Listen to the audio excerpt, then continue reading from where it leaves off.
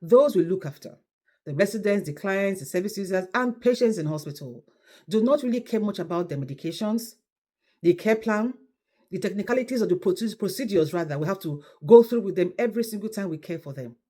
But here is what they remember, or what they will never forget, and that is how we made them feel. And so in this video, I will be explaining to us 7 simple but powerful things patients never forget. And if you're in the healthcare sector already, you will do well to watch this video with me to the end. And if you're one of those wonderful, amazing, exceptionally exceptional carers who are already doing more than what I'm going to list today, do me a favor, drop the things you're already doing in the comment section that your patients never forget. All right?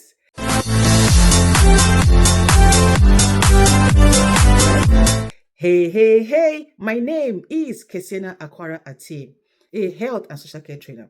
To all of you, my old and new returning subscribers, my mentees, every single one of you, a gazillion kisses to every single one of you.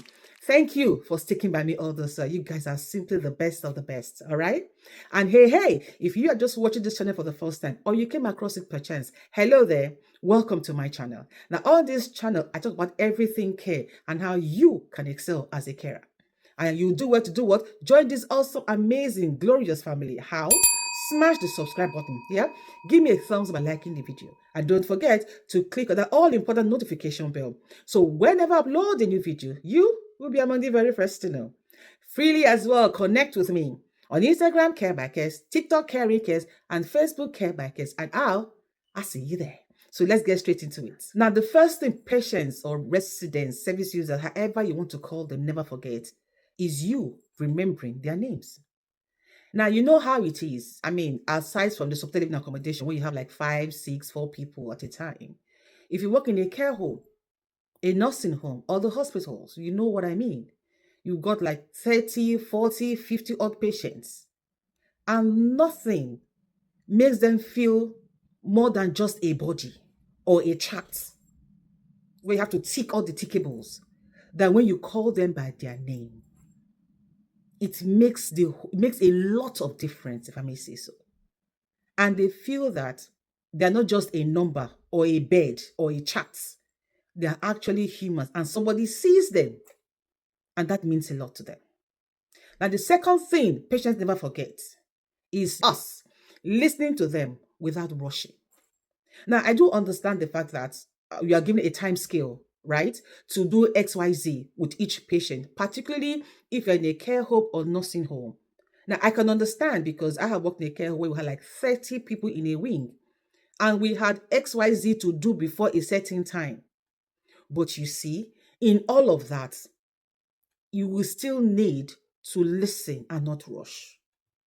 Now, this brings to mind something that happened to me while I was in domiciliary care. And if you are in domiciliary care, you understand what I mean. Morning calls, 30 minutes, 45 minutes. You have to wash, bathe, cook, do all of those things. As a domiciliary care, I had this client who would say the same things again and again and again. What would I do? I would smile where I needed to smile. I would ask questions where possibly I have asked the questions previously. And I'll make her feel like, oh, I'm just hearing this for the first time, even though she might have said 1,000 times whilst I was there. Of course, sometimes she'll say to me, well, Kess, I'm sure I've said this to you already like 100 times today. And I will smile and I will say, oh, but that's why I'm here. And you should have seen the kind of relief that shows on her face. So yes, I get it. I've been there. But there's nothing like showing them empathy. And how can we do that? By listening. Because sometimes all they have is us, the carers, who care for them. And so we need to listen. Thirdly, small acts of comfort. I know it's busy. Some days can be as chaotic as can be, right? But there's nothing like showing small acts of comfort to those we care for. It could be by just helping them prop up their pillows a little bit or getting them a drink of water. Yes, in some cases, we are ready to go. We're clocking out. But your client needs something little. It could be just for you to put the blankets over her or close her windows or the shutters or curtains. It could be as little as, getting her a pillow to put in between the legs, particularly for those of them who are pretty emaciated and, their knees, they rub against each other and it hurts them. Small acts of comfort, And these little things, if I may say, endears us to them. We need to understand that. Now, fourthly, we need to protect their dignity. Yes, I get it, particularly if they are bedbound. We see that their birthday suits all the time. It doesn't matter. Where needed, their dignity should be protected. And this is something I say in my training session, that when you're giving somebody a body wash, yes, you're going to treat them all and see everything, agreed. But the part you are not working on now, take for instance, somebody want to clean somebody up and you're starting up with the bottom part, the lower part of their bodies. There is no need exposing their whole bodies when you're actually dealing at that time with the lower parts. Keep the top part covered. Deal with the lower parts. Get that part all dressed up and everything before you move to the upper part. It's just part of the things we can do to protect their dignity. Now, the fifth point will be positivity and humor. Now, I know that sometimes we get all sorts of things at work, but it's good rather for us to be positive in our approach with the people we look after. It's very important, and have a sense of humor. I remember once I went to look after a lady in a nursing home, and there were about 3 or 4 of us there, because she was quite, you know what I mean. And then she called me a fat black monkey, if I remember correctly. And I smiled, and the rest, everybody there, they were like, oh my gosh. I'm like, that's little. So what did I do next? I said, and guess what? The lady started laughing. Because I have come to school myself that no matter what I hear whilst on the field, it goes in here, it pops out the other way. Because the truth is that they don't mean it. And even if they did, I couldn't be bothered. Because my job there is to look after them. Does that make any sense? Because the truth of the matter is that when this illness, sometimes it makes them grumpy.